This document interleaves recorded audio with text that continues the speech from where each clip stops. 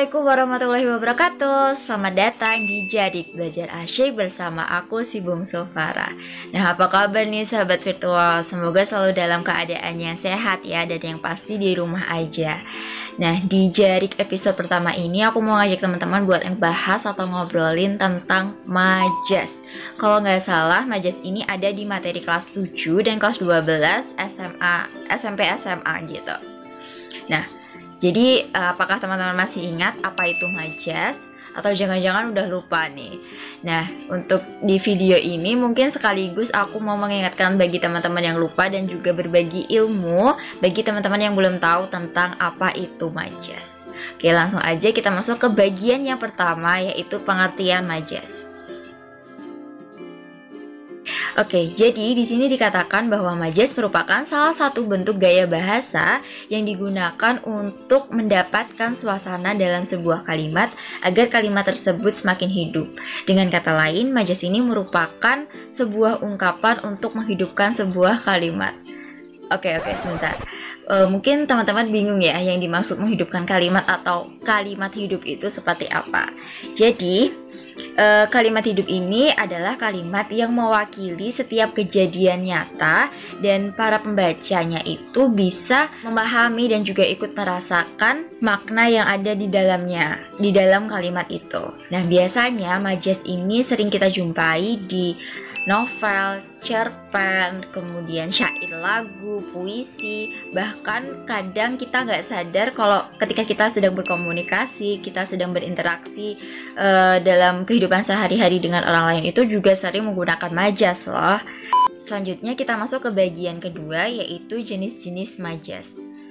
Jadi jenis-jenis majas ini di dalam bahasa Indonesia itu sebenarnya ada banyak sekali. Kita akan bahas beberapa aja secara umum, contoh-contohnya apa, kemudian kategorinya itu apa aja. Secara umum, majas ini terbagi menjadi 3 kategori. Ada majas perbandingan, ada majas sindiran, dan juga majas penegasan. Nah, untuk video kali ini mungkin kita bahas lebih dalam lagi di majas perbandingan dulu ya. Untuk majas sindiran dan juga majas penegasan nanti kita sambung di video selanjutnya. Nah, yang pertama yaitu majas perbandingan.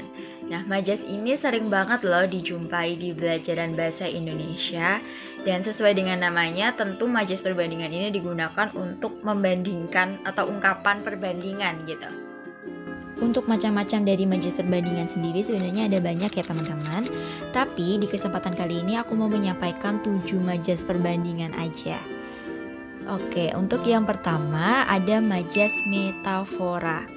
Nah, majas metafora ini adalah majas yang menggunakan kata-kata yang bukan arti sebenarnya, atau dengan kata lain menggunakan kata kiasan berdasarkan persamaan atau perbandingan. Nah, ciri-ciri yang bisa teman-teman ingat dari majas metafora ini adalah biasanya majas metafora menggunakan kata kiasan yang memiliki kemiripan arti atau makna yang hampir sama.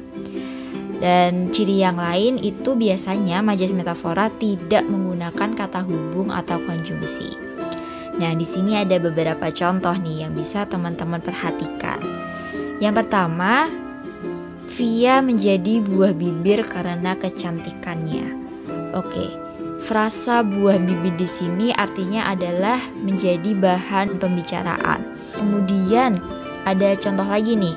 Dokter itu lulusan kampus di kota Gudeg. Oke, gak asing ya dengan kota Gudeg. Jadi kota Gudeg ini adalah pengganti dari kota Yogyakarta. Maknanya adalah kota Yogyakarta. Seperti yang kita ketahui bahwa di Yogyakarta itu kan makanan khasnya itu adalah gudeg. Kemudian untuk majas yang kedua ada majas alegori. Nah, majas alegori ini adalah majas yang menyatakan maksud sesuatu pada kalimat secara tidak harfiah, biasanya melalui ungkapan kiasan atau penggambaran. Sama-sama menggunakan kata kiasan ya. Terus apa bedanya dengan majas metafora? Oke, jadi perhatikan contoh berikut ini ya teman-teman untuk melihat apa sih perbedaan sama majas metafora itu tadi. Oke, contoh pertama dari majas alegori adalah hidup itu seperti roda berputar, kadang di atas, kadang pula di bawah. Oke, itu contoh yang pertama. Kemudian ada lagi nih, kemarahan bagaikan api, semakin disulut maka akan semakin besar. Oke, dari dua contoh ini bisa kita garis bawahi adalah menggunakan kata hubung atau konjungsi ya teman-teman.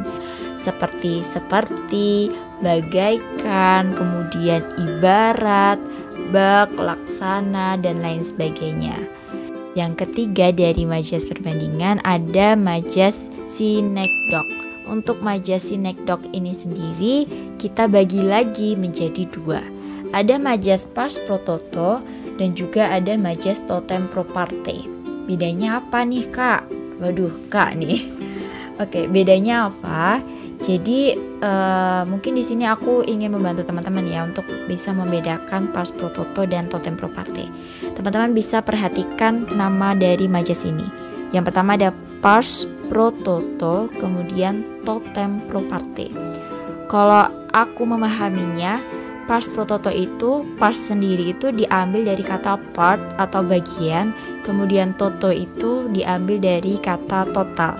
Ini analogiku sendiri ya teman-teman. Jadi majas pars pro toto itu adalah majas yang digunakan untuk menyatakan keseluruhan bagian dari suatu objek, tetapi hanya menyebut sebagian dari objek tersebut. Dengan kata lain, sebagian dari objek itu bisa mewakili dari keseluruhan. Pars pro toto, part sebagian mewakili toto, total atau keseluruhan. Contohnya nih, dari tadi pagi ia tak menampakkan batang hidungnya. Kemudian contoh yang kedua ada seekor ayam yang masuk ke dalam rumah membuat ibu kewalahan. Kemudian majas sinekdok yang kedua ada majas totem pro parte. Kebalikannya dari majas pars pro toto, kalau majas totem pro parte itu justru keseluruhan yang mewakili sebagian.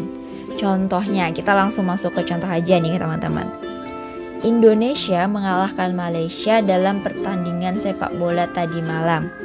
Nah, kata Indonesia ini yang dimaksud adalah tim sepak bola dari Indonesia, bukan Indonesia secara keseluruhan.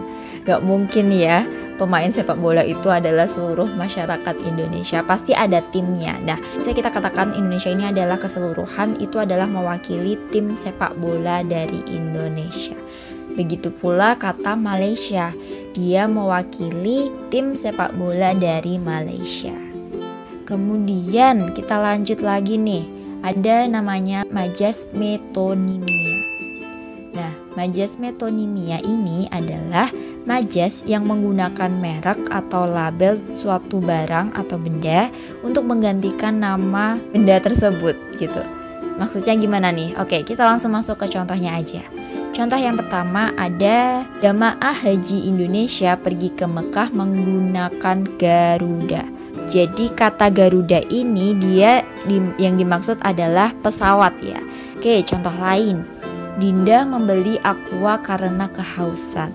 Nah, aqua di sini, merek aqua di sini yang dimaksud adalah air mineral. Seperti itu. Simpulannya adalah yang perlu teman-teman ingat bahwa majas metonimia ini adalah majas yang menggunakan merek untuk mengganti objek atau barang atau benda lain gitu. Untuk majas selanjutnya ada majas litotes. Oke, majas litotes sendiri ini bertujuan untuk menurunkan derajat atau merendahkan diri terhadap lawan bicara.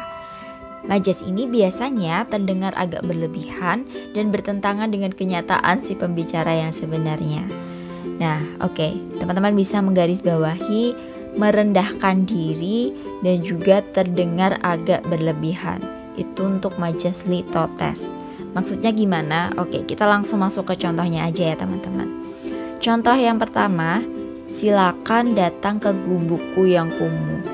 Nah, padahal realitanya gubukku yang kumuh ini rumahnya si dia, gubuk ini kan berarti artinya rumah ya. Rumahnya dia itu ya bagus. Kemudian contoh lain, ya beginilah jamuan makan di rumah kami, seadanya saja. Seadanya saja ini padahal realitanya adalah di meja itu ada banyak banget makanan. Ada lauk pauknya lengkap, kemudian ada sayur dan segala macam. Kita lanjut ke majas perbandingan selanjutnya. yaitu ada majas hiperbola. Majas ini merupakan ungkapan yang berlebihan dan tidak masuk akal.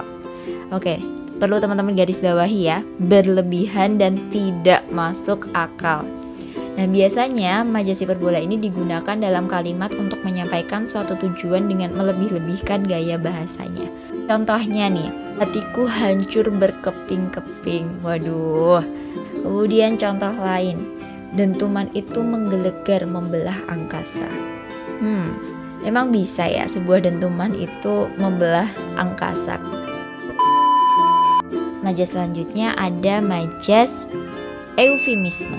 Majas yang terakhir ya dari majas perbandingan di video kali ini. Untuk majas eufemisme ini adalah majas yang mengungkapkan ungkapan halus dengan mengganti ungkapan-ungkapan yang dirasa kasar dengan kata-kata yang lebih baik. Nah, biasanya digunakan dalam interaksi dengan orang yang lebih tua atau orang yang lebih dihargai untuk memberikan kesan sopan. Contoh dari majas eufemisme ini adalah nenek berpulang ke rahmat Tuhan.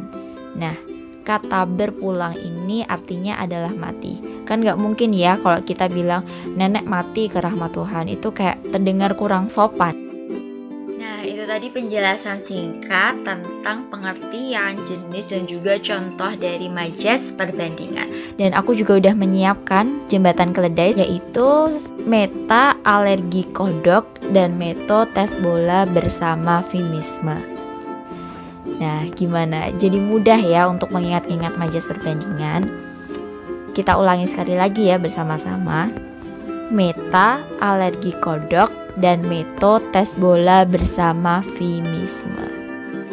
Oke, sahabat virtual, mungkin jarak episode 1 ini kita cukupkan sampai di sini dulu. Semoga videonya bermanfaat dan teman-teman bisa semakin lebih paham. Dan untuk teman-teman yang lupa, semoga merasa diingatkan kembali tentang majas. Pelan-pelan aja belajarnya, yang penting pasti, karena belajar itu asyik. Saya Farah Fidausi pamit undur diri. Wassalamualaikum warahmatullahi wabarakatuh.